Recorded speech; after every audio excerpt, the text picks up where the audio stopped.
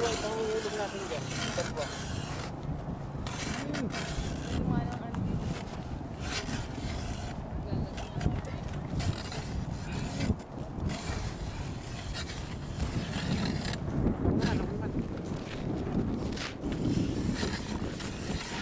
Ulo.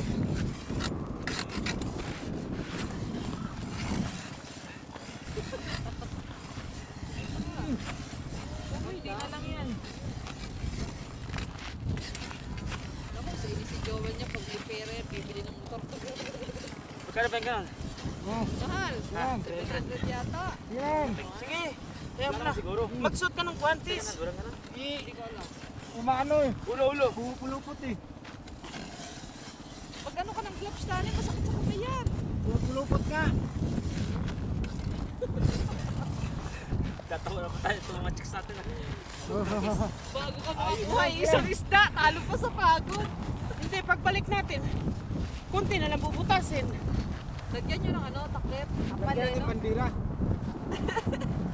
Philippine Pwede na pang-halo-halo eh.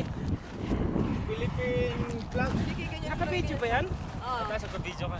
Pwede nang May mapadulas ako! Tataka sila ngayon. Ano? Katalaw sa Pilipinas, ano ba? Pinagkakagulo. Bili na nga lang ng 2 kilong isda dun sa ano, Mura ka ka! sa Quiapo. Gusto lang natin ito.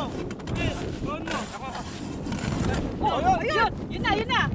Oh, sige pa. Punta, sige pa. Come on! Hindi ganyan, para matanggal. Alis. Ay, mababaw pa! Nakakatakot pa din eh, mababaw pa din. Kung basahin. Uy, alis yan. Huwag mo basahin. Hindi. Ba't yung nabasa mo yung paligid? Kaya nga dapat hindi pinapasok ko. Gusto nga tanong eh, para masaya eh. Sino ba yung madudulas? Alam mo, ang kapal ganyan lang oh. Gagawa uli kami ng Mga pagkakataon. Ganyan lang oh. Mga 1 feet lang. mga 16 inch. Gagawa na ako ng ano ko. Nagbulsa kayo dyan. Layuin nyo na konti. Pero yun, baka mamaya bumigay ito, yari tayo. Hindi! Ang lalim yan! Kaya na nga ako yan dyan eh.